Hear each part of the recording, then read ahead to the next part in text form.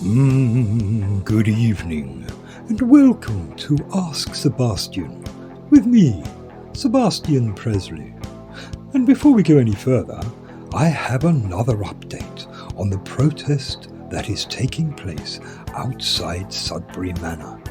And if you thought the last protest got a little out of hand, then you'll be shocked at the most recent turn of events. As it seems, the current Lord Sudbury, at 101 years old, has passed away due to his ongoing health issues.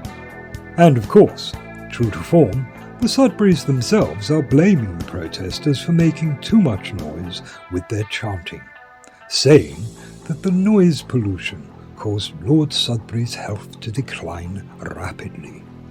Now then, all of this aside, what bothers me the most about the situation is that the new Lord of the Manor will soon be that prancing buffoon who pretends to be a shopkeeper, even though he actually stole his entire business model from our very own Mr. Bob Robertson. Anyway, here at Ask Sebastian, we'll be keeping an inquiring eye on that situation. In the meantime, let's get to the matter at hand.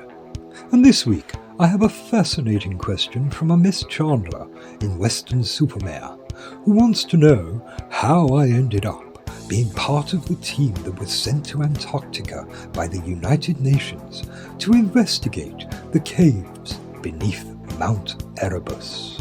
Well, firstly, Miss Chandler, congratulations on even knowing about my involvement in that endeavour, as I don't often talk about it due to legal restraints.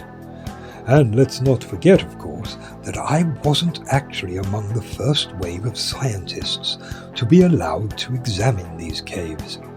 Truthfully, it was only due to Archibald Belcrust insisting on taking a fresh set of eyes with him when he returned in 1998 that I ended up making the journey at all. But I like to think that my hypothesis about these caves once harbouring at least a small population of indigenous peoples spurred him on towards his recent discovery of the largest pyramid on the planet. And would you believe it's in plain sight?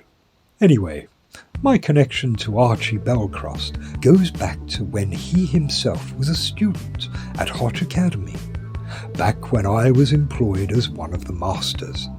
And despite, or perhaps even because of, our student-teacher relationship, I think he came to respect what some have described as my sideways thinking when it comes to investigating the past. Plus, Archibald himself was one of 12 test subjects during a study into the interactions between what is commonly described as magic mushrooms and neuron activity in the hippocampus. This was during his final year at Hotch Academy, and even though I myself had never felt the need to venture to that icy region, it was Archie that persuaded me to accompany him to uncover what he called the frozen truths. In fact, Archie and I often spoke well into the night about lost civilizations and just what we might learn from our ancient cousins in that frozen landscape. And as you may have guessed, Belcrust himself was a firm believer that Antarctica holds a veritable treasure trove of knowledge, and that it's simply a matter of time before someone uncovers its truths. Now, as you know, poor Archie passed away last year after contracting a mysterious infection on his last voyage of discovery. In fact, as far as we've been told, they're keeping his remains on ice, as it were, due to the unknown qualities of its microbic infestation. However, I think I've probably said about as much as I'm allowed at this point, but thank you once again for such a marvellous question. And before I go, here's a quick question from someone who goes by the name of Dalek Emperor 666, who asks, would I be interested in appearing in an episode of Doctor Who? Well, the truth is, I already have, during Peter Capaldi's time as the Doctor, and I can understand why you might have missed it. Have a look at this. I was saying the same thing to Grayson just the other day. If the Board of Governors insist on pushing this through, there will be serious repercussions. And good gracious, what on earth is this doing in the school? I say, who is responsible for leaving this old telephone box here?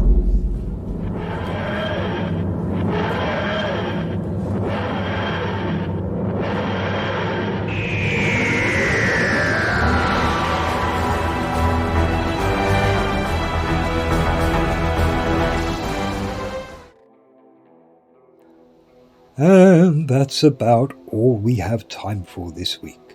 But join me next time for another episode of Ask Sebastian. Until then, may the blessings of Mother Compass be upon you all.